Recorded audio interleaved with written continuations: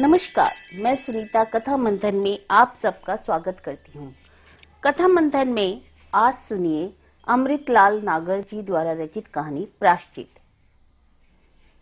जीवन वाटिका का वसंत विचारों का अंधड़, भूलों का पर्वत और ठोकरों का समूह है यौवन। इसी अवस्था में मनुष्य त्यागी, सदाचारी, देशभक्त एवं समाज भक्त भी बनते हैं तथा अपने खून के जोश में वह काम कर दिखाते हैं जिससे कि उनका नाम संसार के इतिहास में स्वर्ण अक्षरों में अंकित हो जाए। तथा इसी आयु में मनुष्य विलासी, लोलुपी और व्यभिचारी भी बन जाता है और इस प्रकार अपने जीवन को दो कौड़ी का बनाकर पतन के खड्डे में गिर जाता है और अंत में पछताता है, प्रायश्चित करता है। परंतु क्या करे, प्रत्यंचा से निकला हुआ बाण फिर वापस नहीं लौटता। खोई हुई सच्ची शांति फिर कभी नहीं मिलती। मणिधर सुंदर युवक था। उसके जेब में पैसा था और पास में था नवीन उमंगों से पूरित हृदय। वह भोला भाला सुशील युवक था। बेचारा सीधे मार्ग पर जा रहा था। यारों ने भटका दिया, दिन को पथहीन कर दिया। उसे नित्य प्रति कोठों की सैर कराई, नई नई परियों की बाकी झांकी दिखाई। उसके उच्च विचारों का, उसकी महत्वाकांक्षाओं का अत्यंत निर्दयता के साथ गला घोट डाला। बनावटी रूप के बाजार ने बेचारे मणिधर को भरमा दिया।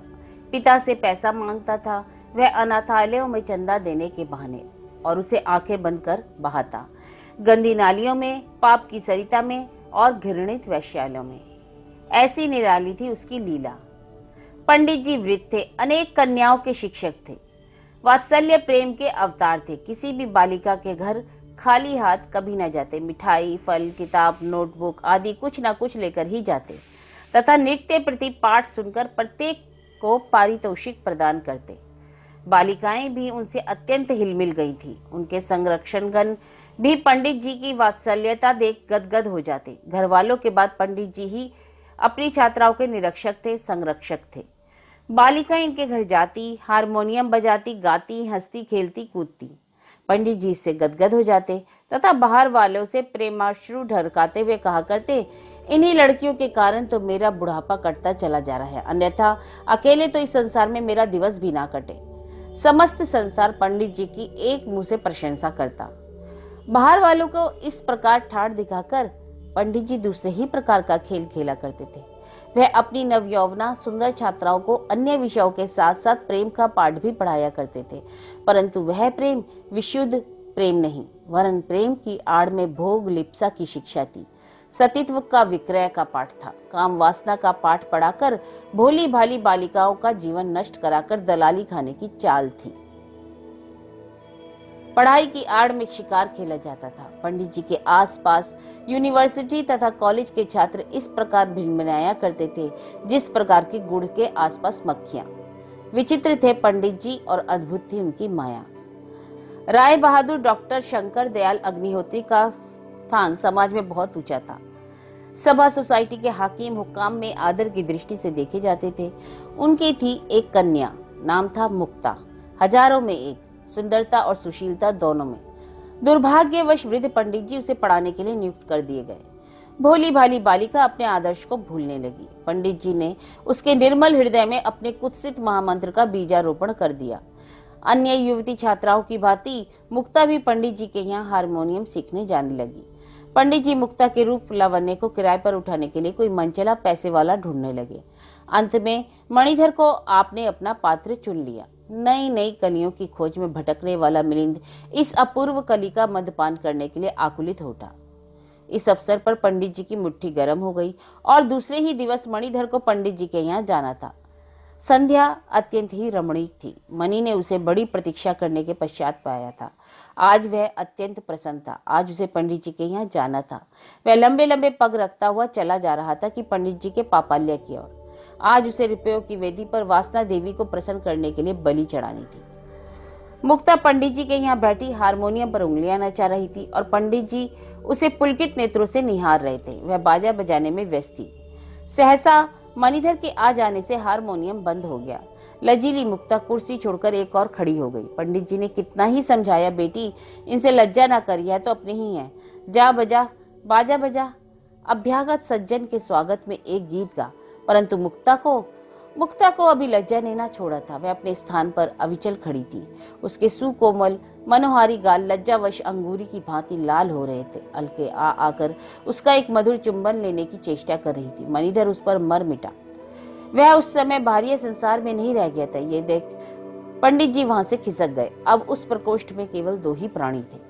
मणिधर ने मुक्ता का हाथ पकड़कर कहा, आइए, खड़ी क्यों है, मेरे समीप बैठिए। मणिधर धृष्ट होता चला जा रहा था। मुक्ता झिझक रही थी, परंतु फिर भी मौन थी। मणिधर ने कहा, क्या पंडित जी ने इस प्रकार आतिथ्य सत्कार करना सिखलाया है कि घर का कोई पाहुन आवे और घरवाला चुपचाप खड़ा रहे? शुभे, मेरे समीप बैठ जाइए। प्रेम की विद्युत कला दोनों के शरीर में प्रवेश कर चुकी थी। मुक्ता इस बार कुछ ना बोली। वह मंत्र मुग्ध सी मणि के पीछे पीछे चली आई तथा उससे कुछ हटकर पलंग पर बैठ गई। आपका शुभ नाम? मणि ने जरा मुक्ता के निकट आते हुए कहा। मुक्ता, लजीली मुक्ता ने धीमे स्वर में कहा। बातों का प्रवाह बढ़ा। धीरे धीरे समस्त हिचक जाती रही और थोड़ी देर के पश्चात मुक्ता नीरस हो गई और उसकी आब उतर गई। हिचक खुल गई थी। मणि और मुक्ता का प्रेम क्रमशः बढ़ने लगा था। मणि मिलिंद था। पुष्प पर उसका प्रेम तभी ही ठहर सकता था जब तक उसमें मद है, परंतु मुक्ता का प्रेम निर्मल और निष्कलंक था। वह पाप की सरिता को पवित्र प्रेम की गंगा समझकर बेरोक टोक बहती ही चली जा रही थी। अचानक ठोकर लगी। उसके नेत्र खुल गए। एक दिन उसने तथा समस्त संसार ने देखा कि वह गर्भ से थी। समाज में हलचल मच गई। शंकरलाल जी की तो नाक ही कट गई। वह किसी को मुंह दिखाने के योग्य न रहे, ऐसा ही लोगों का विचार था। अस्तु, जाति बिरादरी जुटी, सरपंच आए, पंचायत का कार्य आरंभ हुआ। मुक्ता के बयान लिए गए। उसने आंसुओं के और सिसकियों के साथ साथ समाज के सामने संपूर्ण घटना शुरू से अंत तक सुना डाली। पंडित जी का उसके भोले भाले स्वच्छ हृदय में काम वासना का बीजारोपण करना, तत्पश्चात उसका मणिधर से परिचय कराना आदि समस्त घटना उसने सुना डाली। पंडित जी ने गिड़गिड़ाते अपनी सफाई पेश की तथा मुक्ता से अपनी वृद्धावस्था पर तरस खाने की प्रार्थना की, परंतु मणिधर शांत भाव से बैठा रहा। पंचों ने सलाह दी, बूढ़ों ने हाँ में हाँ मिला दिया। सरपंच महोदय ने अपना निर्णय सुना डाला। सारा दोष मुक्ता के माथे मढ़ दिया गया। वह जाति च्युत कर दी गई। राय बहादुर के पिता को भी वही राय थी जो पंचों की थी। मणिधर और पंडित जी की सच्चरित्रता का सर्टिफिकेट दे उन्हें निर्दोषी करार दे दिया गया। केवल अबला, बेचारी अबला मुक्ता ही दुख की धधकती हुई अग्नि में झुलसने के लिए छोड़ दी गई। अंत में अत्यंत कातर भाव से निस्सहाय मुक्ता ने सरपंच को दुहाई दी। उसके चरणों में गिर पड़ी। सरपंच घबराए। हाय, भ्रष्टा ने उन्हें स्पर्श कर लिया था। क्रोधित हो उन्होंने उस गर्भिणी निस्सहाय आश्रयहीना युवती को धक्के मारकर निकाल देने की अनुमति दे दी। उनकी आज्ञा का पालन करने के लिए हिंदू समाज को वास्तव में पतन के खड्ड में गिराने वाले नर राक्षस, खुशामदी टट्टू, पीर बवर्ची भिस्ती खर की कहावत को चरितार्थ करने वाले इस कलंक के सच्चे अपराधी पंडित जी तत्क्षण उठे और उसे धक्का मारकर निकालने ही वाले थे कि अचानक आवाज आई, ठहरो ठहरो, अन्याय की सीमा भी परिमित होती है। तुम लोगों ने उसका भी उल्लंघन कर डाला। लोगों ने नेत्र घुमाकर देखा तो मणिधर उत्तेजित हो निश्चल भाव से खड़ा कह रहा था, हिंदू समाज अंधा है, अत्याचारी है एवं उसके सर्वे सर्वा अर्थात हमारे माननीय पंचगण अनपढ़ और गवार मूर्ख है, जिन्हें खरे एवं खोटे, सत्य असत्य की परख नहीं। क्या वे न्याय कर सकते हैं? क्या वे जाति उपकार कर सकते हैं? इसका अपराधी, वास्तविक अपराधी मैं हूँ। इसका दंड तो मुझे भोगना चाहिए।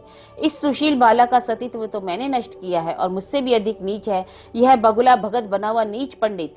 इस दुराचारी ने अपने स्वार्थ के लिए ना मालूम कितनी बालाओं का जीवन नष्ट कराया है, उन्हें पथ भ्रष्ट कर दिया है। जिस आदरणीय दृष्टि से इस नीच को समाज में देखा जाता है, वास्तव में यह नीच उसके योग्य नहीं है। वरन यह नर पशु है, लौलुपी है, लंपट है, सिंह की खाल उड़े हुए तुच्छ गीदड़ और रंगा सियार है। अब सब लोग मणिधर के ओजस्वी मुखमंडल को निहार रहे थे। मणिधर अब मुक्ता को संबोधित कर कहने लगा, मैंने भी पाप किया है। समाज द्वारा दंडित होने का वास्तविक अधिकारी मैं हूँ। मैं भी समाज एवं लक्ष्मी का परित्याग कर तुम्हारे साथ चलूंगा। तुम्हें सर्वथा अपनी धर्मपत्नी मानता हुआ अपने इस घोर पाप का प्रायश्चित करूंगा। भद्रे, चलो, अब इस अन्यायी एवं नीच समाज में एक क्षण भी रहना मुझे पसंद नहीं। चलो। मणिधर मुक्ता का कर पकड़कर एक और चल दिया और जनता जादूगर के अचरज भरे तमाशे का नाई की तरह इस दृश्य को देखती ही रह गई। तो यह कहानी थी प्रायश्चित, जिसके लेखक हैं अमृतलाल नागर।